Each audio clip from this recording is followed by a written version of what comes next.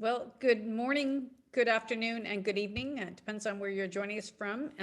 I'm Karen von Hippel, the Director General at RUSI, and it's a special pleasure to welcome all of you to today's event. I've been looking forward to this for some time. It is co-organized by RUSI and BAE on responsible cyber power and the importance of diversity in addressing the challenges and opportunities of the global cyber race. Just a bit of background from RUSI's perspective. We established a cyber program at RUSI a few years ago, and we were lucky enough to recruit James Sullivan as our director, and he's done an amazing job building up a very strong research team focusing on a range of critical cyber issues, including national cyber strategies, cybersecurity best practice, cyber resilience, and more recently, offensive cyber. If you want more information about the program, please go to the website. For today's event, we designed this in partnership with BAE, really to come after the publication of the Integrated Review of Security, Defense, Development, and Foreign Policy, the British government's strategy document that is its overarching national security document for the coming years. And of course, this document has a significant focus on cyber security. So we're also very fortunate to have Lindsay Cameron and Maxwell here today from the UK government. And I know they will go into more details about the UK's cyber ambitions, as well as help clarify what a responsible democratic cyber power means in practice. Of course, we're also delighted to welcome representatives and senior officials from Canada, from the United States, and especially from Australia. And I say that because I know it's close to midnight in Australia, so thank you so much for joining us. It's way past my bedtime, midnight. But I know all of us are wrestling with very similar challenges, and this includes how we manage cybersecurity when other states may own or may play a controlling role in our country's communications and technology infrastructure, and the challenges around that, among many others. So we're looking forward to hearing the thoughts from the panelists. I'd like to now introduce our co-host and chair for this event, our partner BAE, as I mentioned, and also to thank BAE for supporting our cyber research program. Today, the event will be aptly chaired by Dr. Mary Hay, who is the Chief Information Security Officer for BAE Systems. She's been working on cyber security since 2009. And she joined BAE Systems in 2015 and has held a number of senior roles, including Director of Cyber for BAE Systems Applied Intelligence. Prior to that, she was Product Director for the Managed Cloud and Security Services, and she led the technical roadmap for cybersecurity division at Kinetic. Just one final thing to mention, and she has a PhD in semiconductor physics, so I think she really can get into the weeds about a number of these technical issues. So without further ado, let me pass the virtual floor over to Mary. Thank you. Karen, thank you so much. I'm just so delighted to have this incredible panel with us today. They're all at the top of their game in defence and security. And just a huge thank you for taking time out of your really busy schedules, and Abigail for losing some sleep for us today. Responsible cyber power, they're very complex and nuanced things. And I think at the moment, when you look at it, there is very little global agreement in terms of what we really mean by cyber power and responsible cyber power. And fleshing that out amongst our allies is going to be such a vital thing going forward. It's part of preserving the values that we hold dear in society of democracy and free speech. And it's also going to be really underpinning the health of all of our digital economies, which we all place huge value in. And when I found myself looking at cyber power and in parallel in my role in CISO, I was also looking at diversity. The more I looked at these two different areas, the more I thought, you can't consider these as two totally separate things. You can't have diversity as some separate side conversation and then be having conversations about how to create the very best teams to drive forward cyber capabilities. You've got to start to knit these conversations together.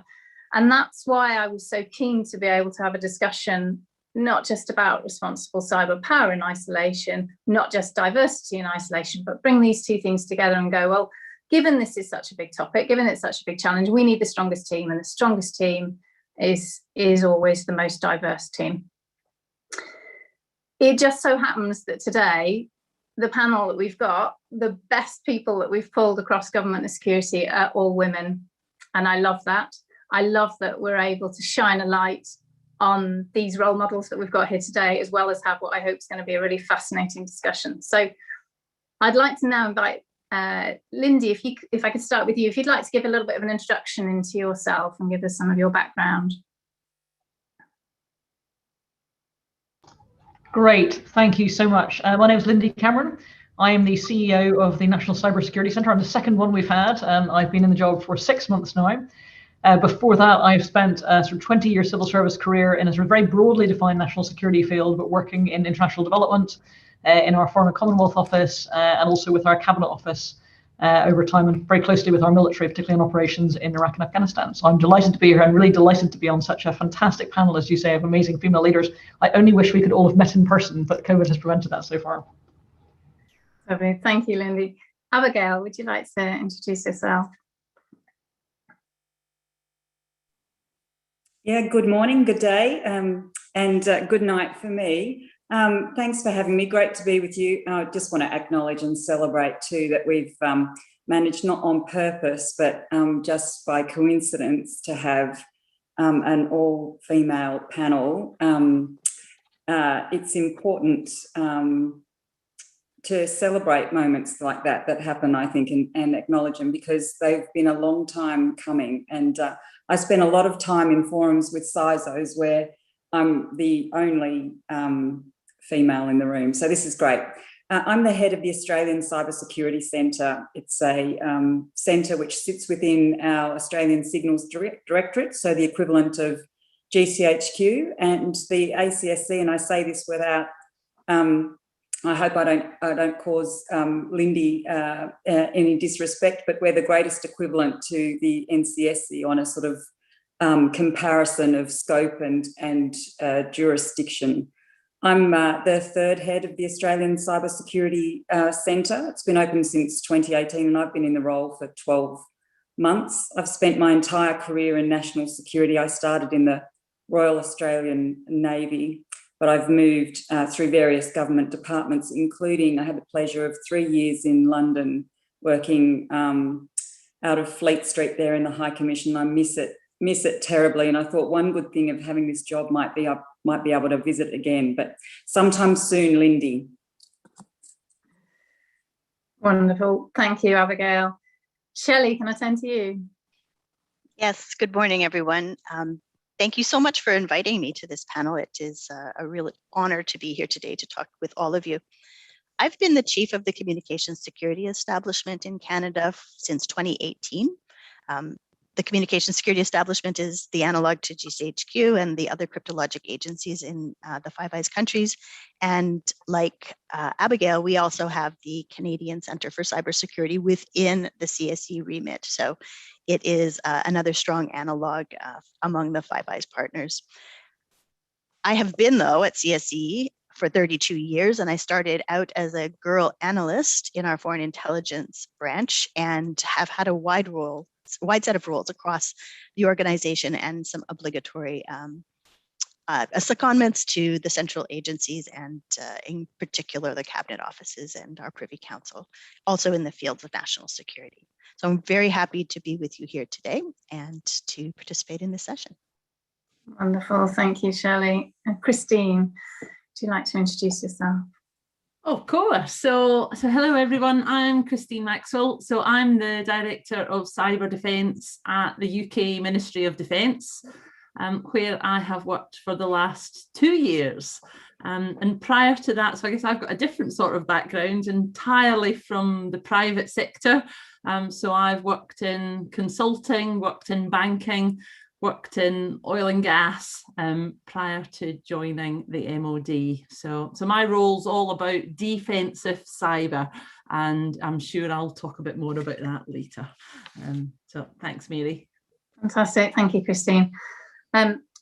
Wendy has been held up. We are hoping she'll join us. If she does, I'll introduce her partway through, but that's the nature of these kind of roles. Sometimes events happen.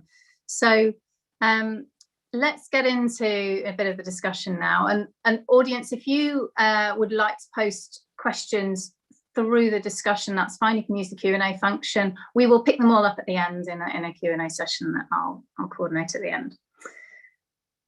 So multiple nations are developing their cyber capabilities, their cyber power, and that's both allies and adversaries. And I wonder, Lindy, if you could share some of your thoughts on the opportunities and also the challenges that presents the UK.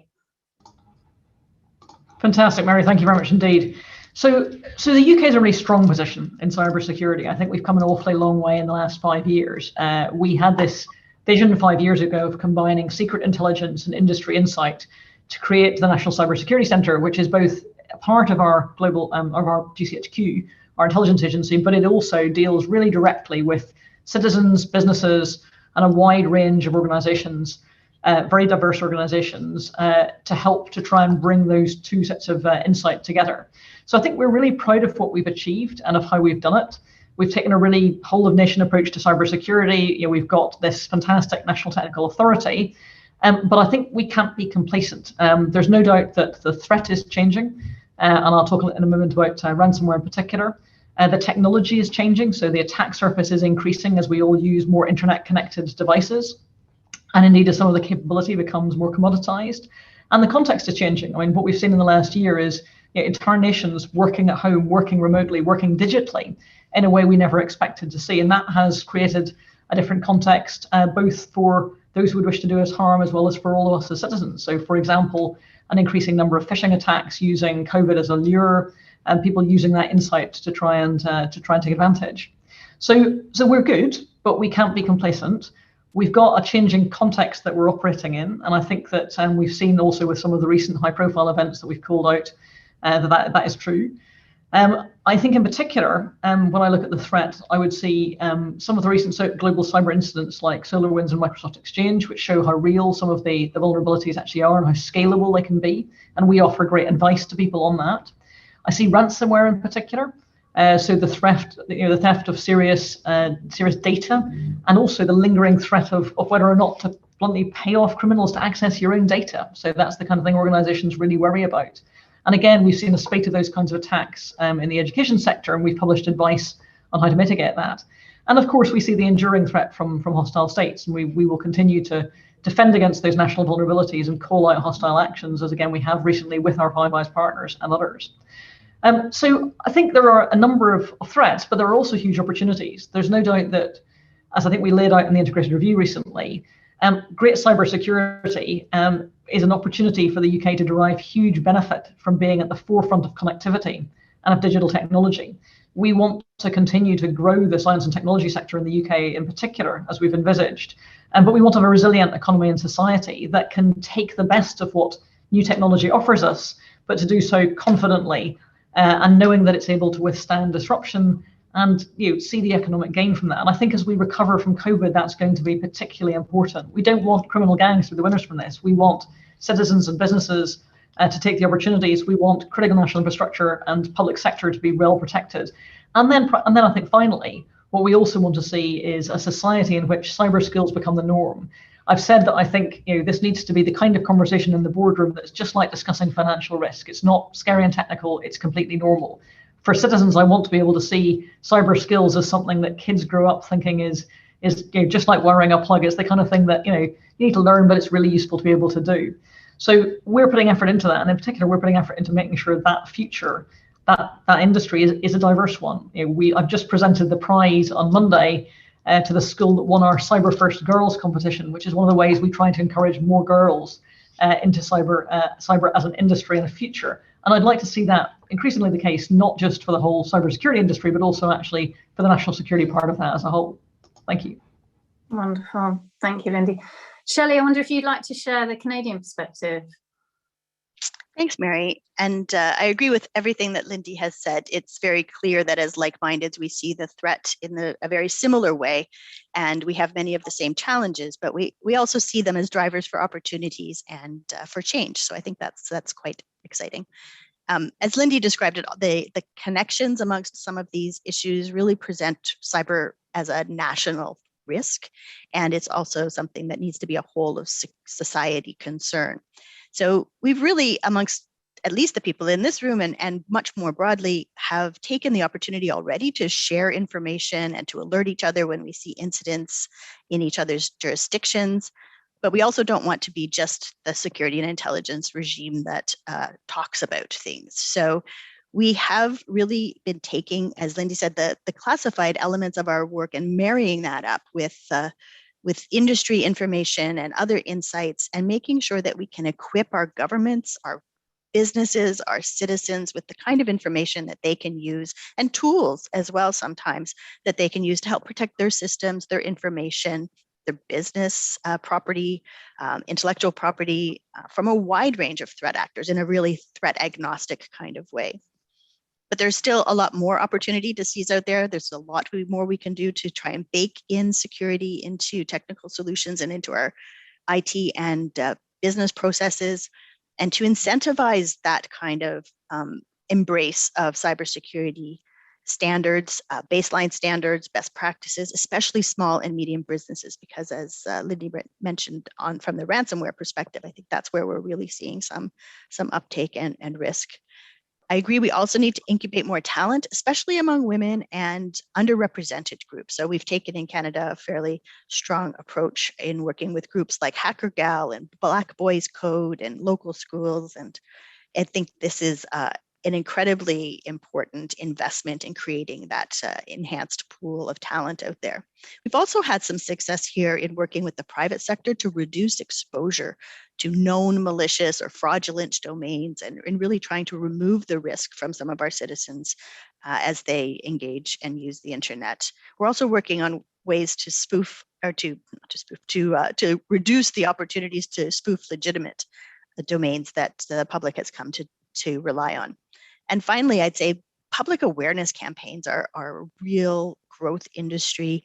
We need to make sure that we are trying to make this information as accessible as possible to our citizens so that they can actually use it in a very pragmatic way.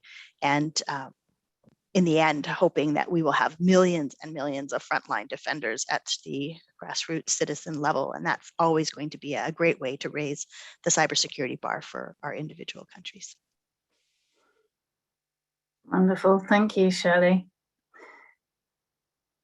So just picking up now on that responsible bit in the phrase of responsible cyber power, it feels like the definition of what we mean by responsible cyber power, that what are the acceptable ways and the unacceptable ways that we can use cyber, are still very much in debate globally. Abigail, I wonder if you could comment on the role that you think Five Eyes community plays in shaping how we use cyber in the right way. Sure, thanks, Mary. Well, firstly, I'd make the point around the definition that quite often when people use the term cyber power, they're assuming that it's going to be used by in association with some sort of military format or for some sort of military purpose. But in fact, particularly when you sit in a centre which is to service a domestic population and users of digital, you can't divide those worlds. In fact, cyber is a place where people live, learn, earn, live their lives, connect globally, and that's really been borne out in no greater way other than through the pandemic, when we all had to resort to digital means to continue just to live our lives. So I think that's the first sort of premise that I'd start with in terms of understanding what do we mean by responsible cyber power, and that's why that question actually is so important, because you have to understand any exercise of cyber power is one in a context and environment which many people are living. You can't divide digitally the domain in which you're exerting power. So we, with our Five Eye partners, continue to encourage the international community to act responsibly online, including by complying with existing international law, domestic law, and norms of responsible state behaviour. And there's been a reference, I think Lindy already made a reference to Five Eye attributions of cyber activity, where we have a collective view that those norms aren't being upheld. In Australia, we have a 2021 International Cyber and Critical Technology Engagement Strategy, which is recently released. And last year, we released our Cybersecurity Strategy 2020. Both of those documents draw out our view about the importance of safe, secure and prosperous world that's enabled by cyberspace and critical technology. And a really important part of that is standards and ensuring consistency for consumers, which provide confidence in the safety and the reliability of products. And as a Five Eye community, and beyond the Five Eye community, in fact, when those are internationally harmonised, those will assist in both in reducing the barriers to international trade, but also in ensuring that products that are used by all people promote a safe environment. So that sort of standards development of systems and process, I think, is a common aim amongst us all, and in particular promoting security by design as a key priority in all of that engagement. That's super important too when we come to IoT, or Internet of Things devices. We have watched the UK Code of Practice, which has heavily informed our own, what is at the moment a voluntary code of practice. And we've supplemented that through our cybersecurity advisory, providing a guide both for manufacturers but also by consumers. And I think market demand for products which demonstrate they meet particular standards are really important. I think now also what's been borne out by both the SolarWinds and Microsoft Exchange vulnerabilities most recently is the importance of standards for software providers and software development. So ensuring, for example, international standards around the development of software in safe environments, but also the quick and transparent disclosure about the assurance processes that are used to check those processes, those products rather, and the speed with those vulnerabilities are made publicly available. Thanks, Mary. Thank you, Abigail. Wendy, lovely that you joined us. Thank you. Do you want to give a little bit of an introduction to yourself, and then maybe pick up that question that Abigail was just talking to around how does Five Eyes shape, how can they come together to help shape what we mean by responsible cyber power? Perfect. First of all, I apologize for dialing in late. Technology was not our friend this morning, but first and foremost, my name is Wendy Noble. I'm the Executive Director at the National Security Agency, and I'd like to thank BAE Systems and RUSI for setting up this very important event. It's a huge pleasure for me to be sitting on the same screen with these esteemed colleagues, women whom I've gotten to know and admire hugely. So thank you very much for setting this up. In terms of the question on the Five Eyes community and how cyber power is used in the right way, I completely agree with the previous comments. Cyber is a new and emerging domain, and it's up to us to shape that threat landscape and work together to develop acceptable international norms. The Five Eyes community has an amazing history of partnership, of achieving mission outcomes, and of shared values and democratic values that we hold near and dear to our hearts. In contrast, our adversaries' values are a bit different, and how they view technology is a bit different. For example, the vision of the internet in China or Russia is vastly different from what we see. We have to consider their efforts to drive the standards, and we have to be influential in this space. And only working together, we can achieve this. As far as how we do that, we can't cover the entire landscape. We have to be very careful and pick and choose how we work together to confront the greatest risks we face. But we need to intentionally prepare now for the greatest threats and risks. And doing so will take partnership between the Five Eyes, with our international partners, with academia, with industry, and with the private sector and research to influence the outcome. I mean, I think I would offer that we are working extremely well together as a Five Eyes collective. But one thing that stands out for me most is the release of comprehensive, actionable cybersecurity guidance and advisories. I believe we took a page from our colleagues at the National Cybersecurity Center. I had the privilege of being in the UK when that amazing organization stood up. And to date, NSA has issued 31 cybersecurity advisories, public. They've been comprehensive, they've been actionable, and they provided succinct guidance. We have not done this alone. We've done it in partnership with Australia, in partnership with Canada, in partnership with the UK, and in partnership with many, because this is actionable guidance that companies can use, industry can use, and yes, the public can use. I think the most visible one is probably the COVID-19 vaccine development, and how we all sought to protect the network defenders to reduce the risk of that being compromised. We also recently collaborated with our Australian partners on detecting and preventing guidance on how to detect and prevent web shells. It's a huge threat. It's hard to detect, but that was amazing activity. 3 thoughts on a shared vision. We need to work together to diminish the payoff of the adversary. We need to minimize the impact to the digital economy, on our critical infrastructure, on our electoral process. You can go on and on and on, but this is where we need to go. We need to work together to expose adversarial activity and impose costs where necessary. That's a pretty complex issue, but I think we're all trying to grapple with it.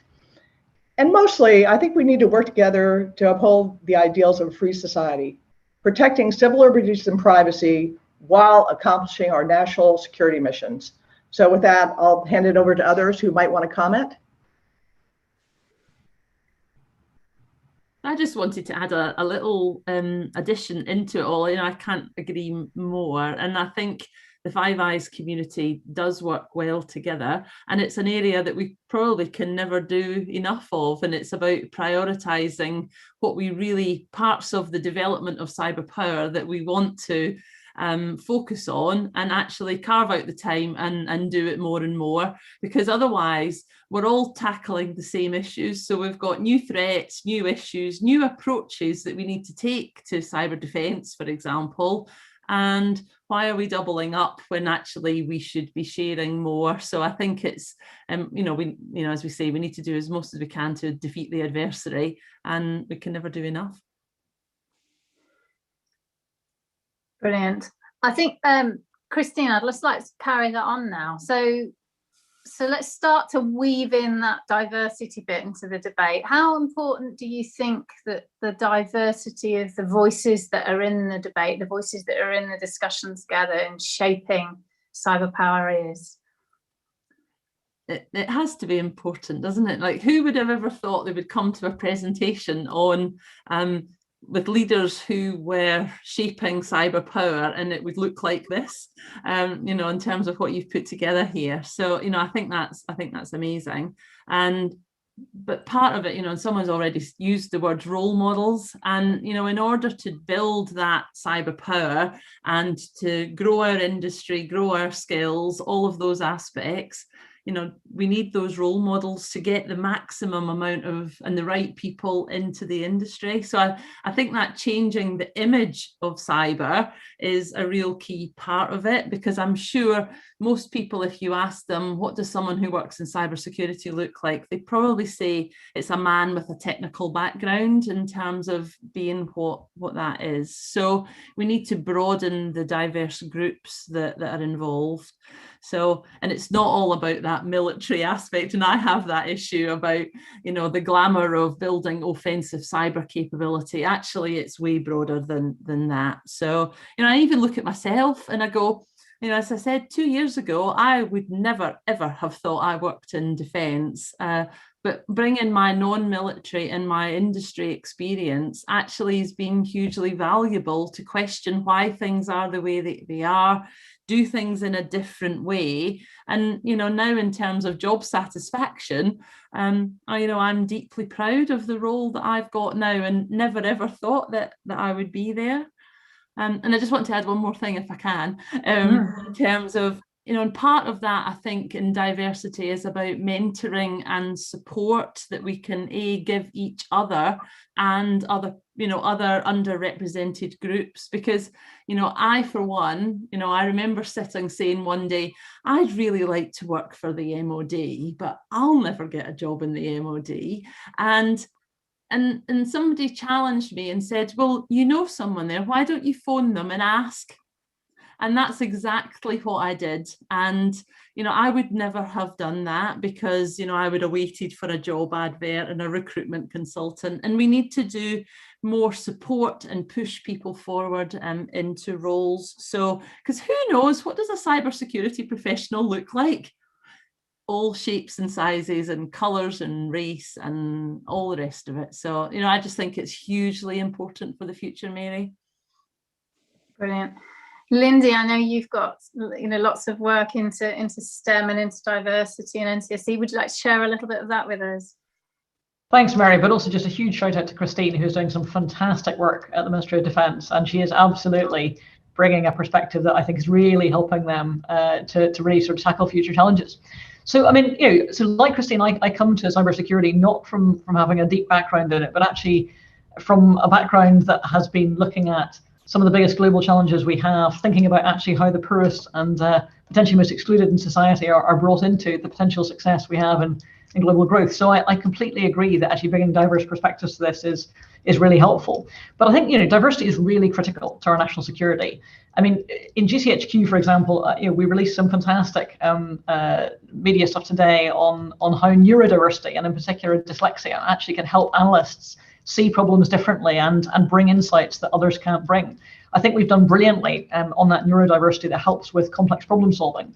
We've also done a lot of work on bringing in voices from industry, for example, through our I-100 program and our apprentices, to try and make sure that we're not simply looking at problems in a sort of, you know, one-dimensional way, but we're seeing the different perspectives and taking the different skills that people have. But I mean, for me, I think, you know, diversity means that organizations perform better, recruit more effectively, you have a wider range of skills, innovate better, you have better understanding and insight of a range of perspectives in society, which is really critical for organizations in particular with an international perspective, but also gain more trust from the society that they need to reflect and represent as well. And I think that cybersecurity as a profession, as we've said, could do better, if I'm honest, on gender, but I think is quite racially diverse. I think in the national security sphere, you know, we have some work to do to make sure that we do reflect that society as a whole, but we are working really hard to make sure that's the case. And that's why we run programs like Cyber First Girls, and why it is that we make a real effort to outreach to think about how it is that you get the skills for the future, you know, baked into our education system in a way that allows us to recruit from as diverse a range of, you know, voices, faces, perspectives as we possibly can. And I think that is incredibly important because I worry that if we look at things through a narrow perspective, we simply won't understand the scale, the scope, the sort of imagination needed to tackle those future challenges. And, you know, as my boss Jeremy said last week, we're at an inflection point, and I think that, you know, one of my colleagues referred to that. You know, technology in the world is changing really dramatically. You know, we need to think really hard about how to shape and influence it in a way that, as you said at the beginning, allows us to be a responsible and democratic cyber power. And I think that matters a lot to us. So that diversity of thought, I think, is key to doing that. Fantastic, thank you. I just want to come back now to Shelley and thinking about those challenges that we face in cyber. And so we've talked about the shaping and the diversity and important in shaping it. What about now the challenges that we face and our ability to overcome those, our resilience almost to those oncoming challenges? What role do you think diversity has to play in that? Well, I think it's a very similar discussion to the last question. And it's not just because we know that cyber, like every other field and discipline out there, should reflect society, but this is an operational imperative. And we are celebrating our 75th anniversary as an organization this year. I know GCHQ recently celebrated its centenary. We've understood the importance of that multidisciplinary approach for decades, and it has been kind of hardwired into our DNA as an organization, and it fuels our innovation. We know that we can't solve these problems without having these different perspectives at the table and the different and varied skill sets. The challenges that we talked about at the very beginning of this session are, proof positive that it's going to take a village to come up with solutions in this space. We've all reinvented ourselves around this table. I have a master's degree in Slavic languages and literature, and it's just a passion for the business and understanding what all of these different perspectives can bring that really makes us want to see cybersecurity not just as people who are pen testers or engineers or computer scientists, and of course we love them and we need them, but we also need people who are adept at audit and law and policy and research and education and outreach and communications and so many more other disciplines. And I do want to pick up on the point about not just women, but also those underrepresented groups. I think this is great that we're sitting here today, but in the future, I'd really would love to see a different mix of people as well at the table. So going forward, growing those kinds of pools of talent, reaching out to the diverse groups, the youth groups that are out there. Many of them are focused on the underrepresented children and youth in our society. And it really is important for them to see faces like theirs at these kinds of sessions and trying to encourage them to enter the fields of STEM and maybe even the field of cybersecurity within STEM. So we continue to work with NGOs and academia and the private sector to engage youth early on. And there's so many opportunities out there to do this, but it's really going to be important that we're reflecting back to those groups the face that will make them want to join us in these endeavors. Wonderful. Wendy, I wonder if you'd like to bring a US perspective to the question. Yeah, thanks very much for asking. I agree with everything that's been said in terms of where we need to be. I recently read an article, and this harkens back to comments about the skills used for cybersecurity. There's this image that it's some coder in a hoodie, or it's computer science skills or engineering skills, but the fact remains that to work cybersecurity in a holistic way, you need to have interpersonal skills as well. And that means that you need critical analytic thinking, you need teaming skills, you need communication skills, you need leadership skills. And so when you think about that, and it was mentioned that law, policy, compliance, these are all part of cybersecurity and so very important. So individuals who don't see themselves in cybersecurity, we need to change that model. And I think we all have an obligation here to open the aperture to the workforce, to our broad workforce, and make sure that that workforce reflects our societies.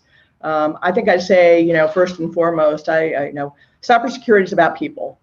And I think I speak for everyone saying that our workforce is and has been our secret weapon and our competitive advantage over the years.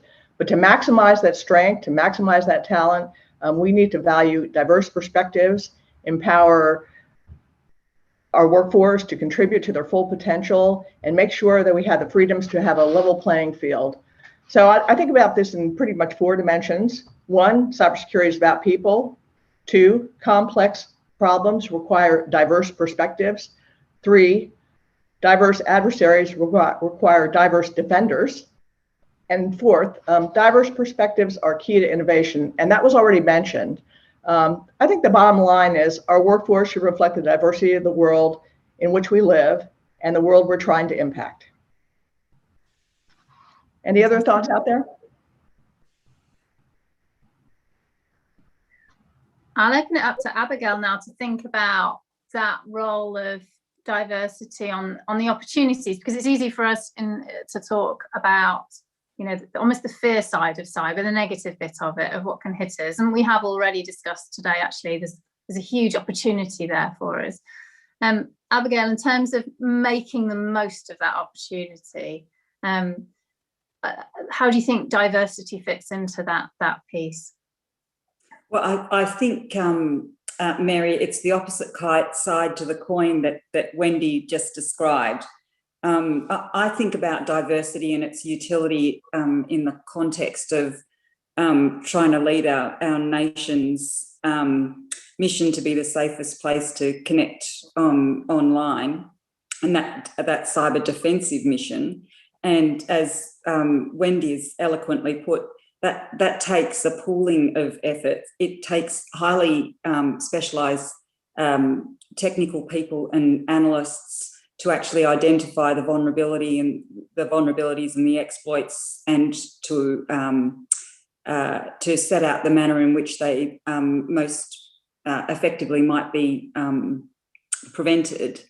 But that is of absolutely no use whatsoever unless I can find a person who can turn that into a language, into the sorts of advisories that we need to send out on a regular basis, that can actually be understood by each person at an individual level, not just big IT companies or the operators of critical infrastructure.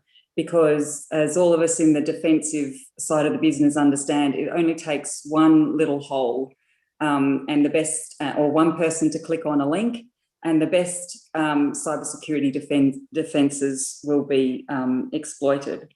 So that point about the diversity of skill sets, both in communication skills, policy writing, I think is really important and prudent.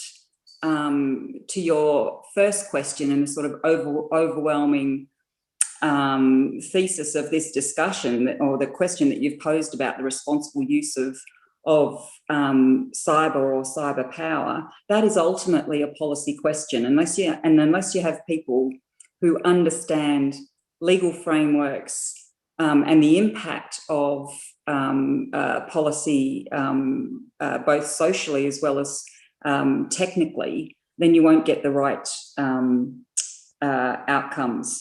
I think increasingly, as technology not only emerges but encroaches on our lives and the way in which we engage with it and becomes increasingly complex, having those people who have a broad experience in life is increasingly important.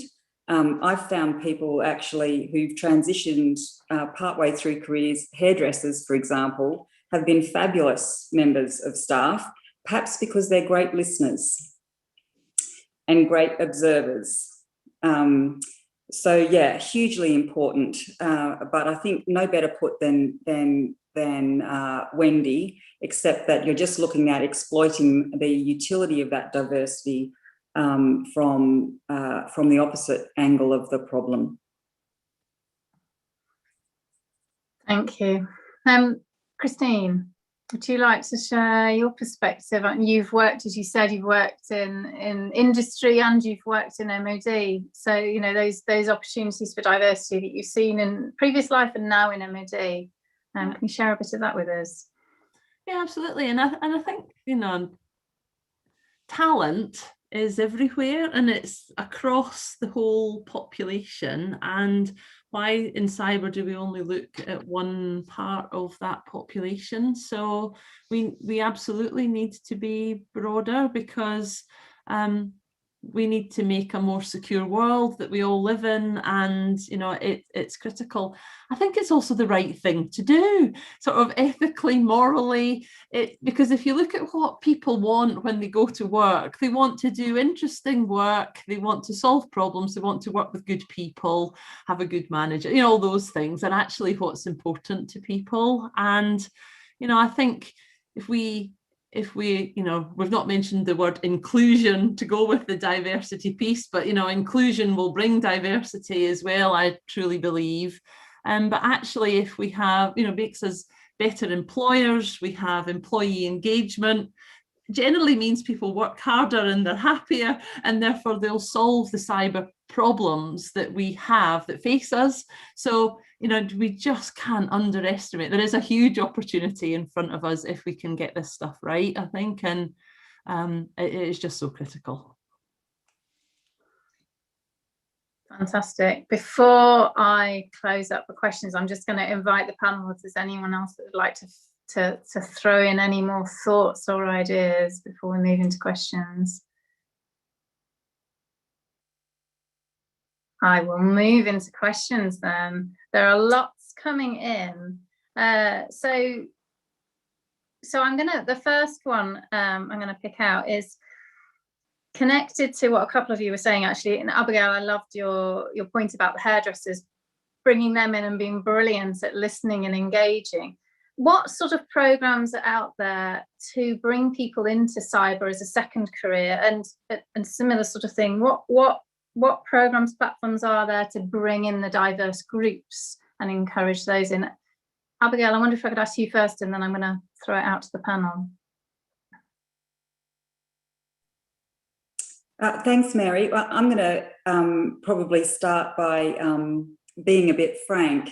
One of the so going back to comments both some of the other panelists made, certainly Lindy and Shelley. One of the brilliant things about having a cybersecurity centre postured inside a foreign intelligence service, and I do think it's a brilliant and the best combination for the environment in which we live in, is that we get that golden thread of foreign intelligence which informs your cyber defensive activities. But one of the setbacks of that is that in order to work in a foreign intelligence service, you have to pass a security clearance process. And that means generating diversity in national security is very tricky. Because there are a number of prerequisites, both in terms of your lifestyle and your connections, but equally, certainly in many of the my agency's equivalents, there'll be psychological standards as well. And I think there is a real piece of work to be done there to look at those requirements and to assure ourselves that we have evolved those such that we don't breach any of our intelligence equities, but at the same time, we're able to safely embrace the sort of diversity that other companies, private companies might be able to engage. So that's a major and quite often a regular frustration for me in terms of the workforce I'd love to bring in, certainly in the defensive scope of things. I think the answer to the question is in the absence of formal programs. I mean, we try to laterally recruit as often as possible. We certainly find that current industry skills, because we want to work interoperably and have close relationships with industry, are important. We try to laterally recruit out of those areas. What is lacking, though, is people who are ready to recruit with those diverse backgrounds. So the problem needs to be met much lower down in the food chain, in the school systems. There are a number of, great STEM programs for women, but certainly I think broadening the perception of a career in cyber such that it's much broader even than STEM will be a critical part of addressing that and ensuring that we meet the sort of diversity that we need in our workforces. Fantastic. There's a question come in on the piece around trust and standards, and I wondered, Linda, if you could comment on this. So how we build societal trust with technology and some of the challenges that are associated with that. I mean, I think particularly, we tend to be very down at the techie bits and bytes area in cyber sometimes, and trying to translate those concepts to into policy and regulations in kind of human speak that works for everybody. Could you comment on some of the challenges around that? Sure, thanks, Mary. But actually, just to say on the last question as well, I mean, we reckon that in the UK, we have a gap of, I think, 10,000 people a year that are not sort of, in terms of a need for cybersecurity professionals, that's not met by the kind of pipeline of people coming out of universities and schools. So there is a huge potential to do more. I think you're right, with mid-career professionals who are thinking about changes of career, because actually at the moment the pipeline isn't meeting the demand in the industry. And so actually we're hoping to see industry itself thinking of more diverse ways to recruit and to get people to think about those mid-career opportunities. And I think the pandemic is an opportunity for people to think about what they want out of their jobs and a time to reflect on that.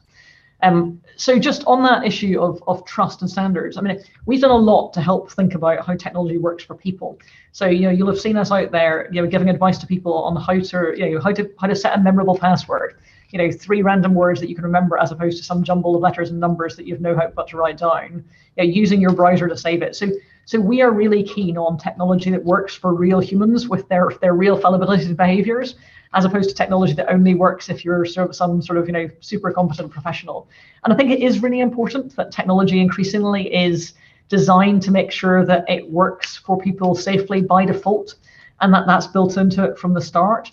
And I think we've certainly put some effort into thinking about how you might do that, and I think we'd like to see more of that. Regulation plays a role in that, but I think it's not the only thing. Actually, seeing competition in the market on the basis of security is also really important. At the moment, people don't offer you different standards, different levels of security that you might want to pay for. So it's not factored into the pricing effectively, and people aren't offered the chance to pay for that. Therefore, frankly, it's not prioritized by, for example, telecoms companies when it comes to the offer they make to consumers. So I think there's a real market shaping effort here. There's also a kind of technology regulation issue, but I think there's also just expectation of consumers who ought to be demanding that the technology that they are offered, when you buy it on Amazon, is actually safe enough and isn't a backdoor into hacking your own home Wi-Fi system. So it's a debate I think we ought to have more publicly, but we ought to make sure we're having it in a way that means it's really about behaviors that are actually going to work in a way for everybody, and not just for the technologically equipped minority.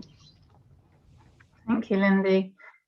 Would any of the rest of the panel like to comment on that question, or in fact the previous one? I've got a really simple thing that I'd add to the previous one, and it's really basic stuff like we need to write our job specs so significantly better than we have done to attract people in. And we can make a difference with little things too. And I know we're as guilty as anyone in terms of sometimes you just fire out a job spec and it's, afterwards you think that's not right. Little things like that. We're also seeing in, the military in terms of as new recruits come through, doing some testing very early on to see if people have got a bit of a tech cyber skills to them, and actually to be able to help divert their careers because it is new. So I think people are starting to think about new ways to doing attraction. Shelley, I think you had a thought. Yeah, it was similar to Christine's point about rethinking how we are attracting and hiring people, but also once they're in our organizations, how we retain them. And I think we do need to look at all of our systemic processes and do a real stress test to make sure that we are doing everything we can to promote the retention of women and also people who are from underrepresented groups, to make sure that, as Lindsay said, there's a complete deficit of skills out there. So once we get them in and train them and embrace them, it's really important to find ways to continue their satisfaction in our organizations and keep them. On the second question, I would add as well, coming up with those simple things that people can do that have the biggest impact. So for example, we've put in place 13 technical security standards that can be used by small and medium enterprises. And if you do even the first few of these, you will increase or decrease the risk to your organization by a certain significant percentage. About a decade ago, we put out something called the Top 10, and it really got a lot of pickup. But people are really looking for those simple things that they can do that will have the greatest residual impact on the organization and reduce risk. The only other thing I would add to Lindy's points is that it's important to also bring these conversations out into the international multilateral domain and to continue around standards to make sure that we are promoting the idea of a peaceful and secure and inclusive and accessible internet. And this will all help to keep that debate raging and hopefully contribute to the definition of responsible cyber power. Linked to that, and this will be our last question, but there's a question coming on offensive cyber and how you carry out operations in a really responsible and democratic way. I wonder if, Wendy, would you like to comment on that? And then if anyone else has got any other thoughts? Yeah, I'll comment on it briefly. In terms of offensive cyber, we have laws, we have policies, we have authorities, and we all, I say collectively, make sure that we understand what those lanes in the road are, and we stay within those lanes in the road are. Across the U.S. government, each government agency has its different cybersecurity policies and authorities as governed by law. And the challenge and the opportunity for us, because there are different authorities in different agencies, is how do we effectively work across agencies? We haven't cracked the code yet on how to do this at the speed of cyber, but it's a challenge we have and a challenge we need to face, and we need to do something about it. That's about all I'm going to say about offensive cyber, but we do so legally, compliantly, and in accordance with our authorities and policies. Wonderful. Thank you. That's all the time we've got for questions, I'm afraid. And it's such a big topic. I think we could have talked for many more hours on it, but thank you so much for all your contributions today, wholeheartedly into the discussion. I think what's come out really clearly from this for me is that there's a few people have said, I think Shirley, you said it takes a village. This is not just a government issue, it's not just an industry issue, it's all of us together. It's industry, it's governments, universities, it's schools, it's society as a whole engaging with this and playing their part and playing out these kind of debates, having these kind of discussions amongst our closest allies, amongst Five Eyes is really vital to kind of fleshing out some of the thinking on this stuff, of thinking about how we do tackle these things together. And they're not easy, some of these things that we're debating. So to come together and to share thoughts and debate is so valuable. It's just been such a privilege to chair this panel today with fantastic women on it and playing our part in starting to foster those debates. So I really wanted to say a huge thank you to all of the panel for the time you've given today and your contributions, and thank you to the audience for sending in all of your questions and for listening. I hope that we can come together again with this group and have more debates and discussions. Thank you very much.